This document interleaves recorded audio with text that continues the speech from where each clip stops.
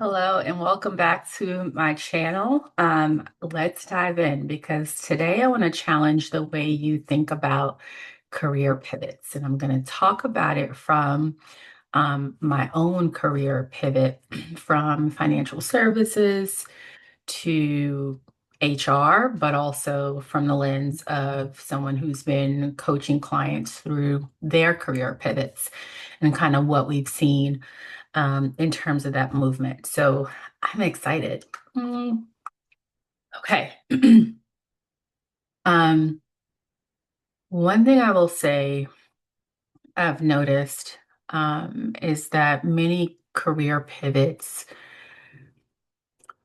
come from a place where the individual, the professional, is just burnt out in one field and not necessarily that they desire to move into another field, if that makes sense. And I think that distinction is important. So, I touched on my backstory a little bit in a previous video, but many, many, many moons ago, even before I got into financial services, I worked at a community college in New York. And I worked for this program called the COPE program, or the College Opportunity to Prepare for Employment. And there we worked with students who were receiving public assistance at the time. And there was a requirement for them to complete work requirements. So we would work with them. I feel like I've used the word work a lot, but we would work with them to tighten up resumes, prepare for interviews. And back then, we had this fancy thing called the yellow pages and the white pages. And we would flip through it and just start calling employers who appeared to be aligned with what the student wanted to do. Okay. So we didn't have the internet and all this amazing stuff, but we used what we had to make that connection. And it was a grant funded position I was in. And so when the monies ran out for that position, I moved on to work in a space that my mom was in. Right, my mom worked in financial services. And I decided, okay, how do I get into that field and test it out? Because I hear there's money there. So I went to work for an accountant in Midtown Manhattan. And for context, I'm a native New Yorker, born and raised there. And I went to work for this accountant in Manhattan, and I stayed there for a good bit, commuting into the city, loved the energy, um, until I was ready to leave New York, actually, and decided that I would stay kind of along the lines of financial services or finance or accounting in some capacity. I'll tell you, I fell in love with math back in ninth grade, 10th grade, ninth or 10th grade. I had an amazing math teacher. Shout out to her. Oh my gosh. She was phenomenal. And she is why I realized I like numbers. Never loved numbers in first through eighth grade. I didn't go to kindergarten, but first through eighth grade wasn't my thing. Um, but I fell in love with numbers and fast forward to working for this accountant. And I was like, I'm around a lot of money because the people I saw coming in and out of that office, whoa. Um, whoa. Yeah. And when I made the move to Richmond, Virginia, um, that was an opportunity for me to dive into the field a bit more. And then when I made the move again to Charlotte, that was a move, like an opportunity for me to dive into it a bit more. So I spent a long time in the space of money, but it was because I developed a love for money. I said it, and like I thought about it a little bit as I was saying it, but no lies were told, right? Like I like numbers and I like money. And so I dove into that space. Wasn't because I was burnt out in any other space. Like I just, as a single mom, at the time I had one child, and then eventually two, like money's important, right? So I stepped into that space. And then like, as we were leading up to, as a matter of fact, yeah, as we were like the years leading up to the 08, 09 crash, I was on a great team at a large financial services organization. And I told them that I wanted to dabble a bit more in HR. Like I enjoyed training. And one of the leaders on another team, I'm not really sure, I don't recall the capacity in which we'd worked prior to that, but she knew of me, she knew of my interest. And so I ended up transferring to her team and working on building out a training manual. And I was like, wow, I want more of this. And then an opportunity came for me to stay in financial services, not leaning into the HR space. And I was like, okay, let me dabble in this, more money, right? More money. And so I did that for a bit. And when the market crashed, I was like, okay, I know exactly what I'm doing. I know exactly what I want to do next. I wasn't here's what I wonder, and I don't have an answer to this, and neither do you, but I wonder if I would have stayed in the space longer, right? So during my time at that particular employer in 08, 09, 07, 08, 09, I had conversations with folks about my interest in getting into HR. So it was no secret, right? I did a great job, was great at what I did, but I was very clear that here's where I think you can use me to add even more value. And so I was able to communicate that, but opportunities never came up for me to join. I even had conversations with folks in HR. I remember one lady, um, I remember her very clearly because she was awesome. Let's say that. Um, so anyway, 08, 09 was my opportunity, dove headfirst back into HR, or fully into HR, in a full-time capacity, permanent capacity. And it had nothing to do with burnout from one industry. As a matter of fact, I knew I wanted to leverage all of my years in financial services and ultimately work in HR within financial services. So,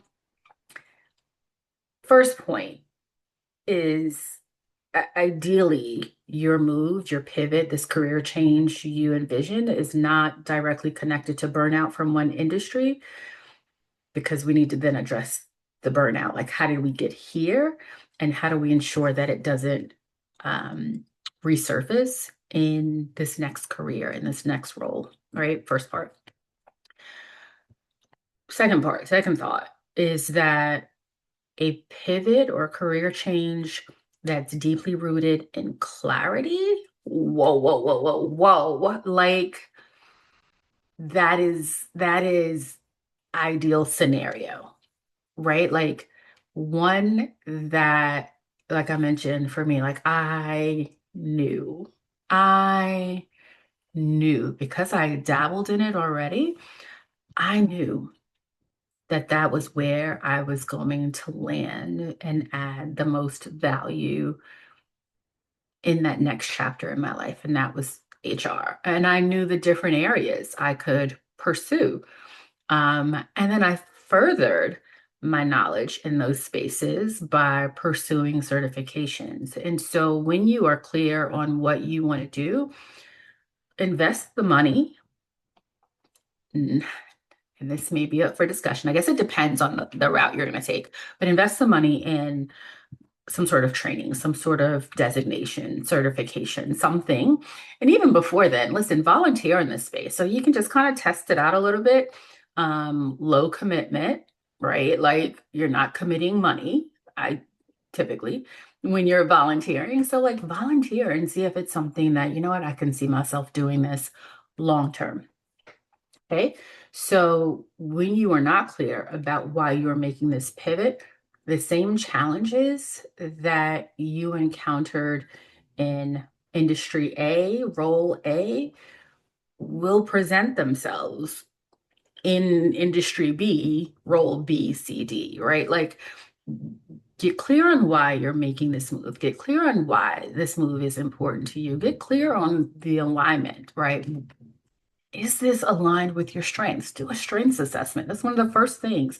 Before we even talk during a VIP intensive, you are completing a strengths assessment because I think they're so important when it comes to a number of things, but laying the foundation for coaching, but also building your confidence as you step into whatever this next chapter is in your career, right? So knowing your strengths and being able to speak to those strengths. So when you start talking about shifting careers, okay, what are your natural strengths and how do those lend themselves to the next chapter, to what lies ahead? Like, talk about having that level of insight as you move through the process for consideration, interview process, offer negotiation process. I wish more people had it. I wish more people had it. Um, the other thing I want to say about career pivots, I ended up talking way longer than expected, but I know so much about them from my own experience and the experience of others that I want to just share some of it. Um, Trusting yourself. So there's a reason you're called to this next industry. And again, it's not ideally because, oh, I'm just burned out in one, might as well try the other. There's a reason you're called to this industry, so trust yourself in that way. Do you know what I mean? Like, trust that your gut is not steering you in the wrong direction. Trust that your prayers and meditation, the output is not steering you in the wrong direction. There's a reason for it. Um, get clear on those transferable strengths. Like, I can't stress it enough because it helps as you move through the process. And then the other thing, and I may wrap up on this note, but like manage your expectations.